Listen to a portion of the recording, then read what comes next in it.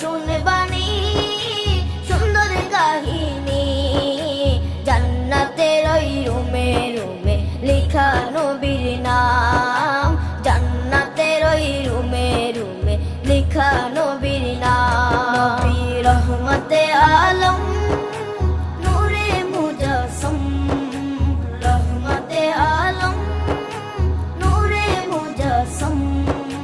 সাহাবীরা আতর বানায় ওই নবীজির ঘাম, সাহাবীরা আতর বানায় ওই নবীজির ঘাম।